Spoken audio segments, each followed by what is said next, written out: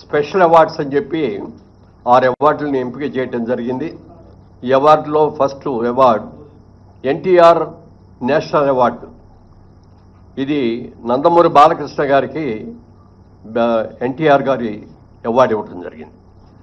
అలాగే జయరాజ్ గారు, పైడి జయరాజ్ గారు అని మన తెలంగాణ నుంచి వెళ్ళిన వ్యక్తే, హిందీ సినిమాల్లో చాలా సినిమాల్లో హీరోగా యాక్ట్ చేసినట్టు వ్యక్తి. వారి పేరు మీద కూడా మొట్టమొదటిసారిగా పైడి జయరాజ్ ఫిల్మ్ అవార్డు అని చెప్పి ఈ ఇండియన్ ఫిల్మ్ పర్సనాలిటీగా ఆయన్ని ఎంపిక చేయడం జరిగింది. దానికి మణిరత్నం గారికి ఇస్తున్నాం ఈ అవార్డుని. ఇది ఆల్ ఇండియా అవార్డు అండి. ఇది ఏ లాంగ్వేజ్ వాళ్ళైనా ఉండొచ్చు దీంట్లో, అందుకని మణిరత్నం గారికి అది ఇస్తున్నాం. Next BN Reddy film award for Telugu film director Shri Sukumar, ఆయన బెస్ట్ డైరెక్టర్. అలాగే 4లో Nagireddy Chakrapani film award Telugu film producer Atluru Purnachandrarao గారు.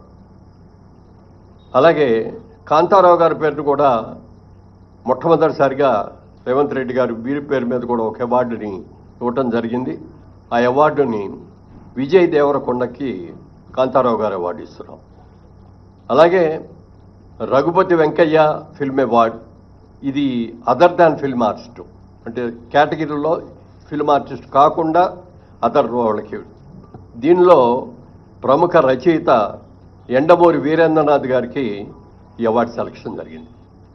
ఇది అవార్డుల యొక్క వివరాలు. ముఖ్యంగా సినిమా ఇండస్ట్రీ అందరి తరఫున మన ముఖ్యమంత్రి గారికి మనస్ఫూర్తిగా అభినందనలు తెలియజేస్తూ, రాత్రి కూడా చెప్పారు ఆయన, బాగా చేయండి, అందరూ వచ్చేటట్టుగా అటెండ్ అయ్యేటట్టు చూడండి అని చెప్పారు. తప్పకుండా ప్రతి ఒక్కళ్ళు కూడా ఈ అవార్డ్స్కి ఘనంగా చేసుకొని ఒక మంచి బిగినింగ్ మళ్ళీ ఇవ్వాలని చెప్పి అందరినీ కోరుకుంటున్నాను.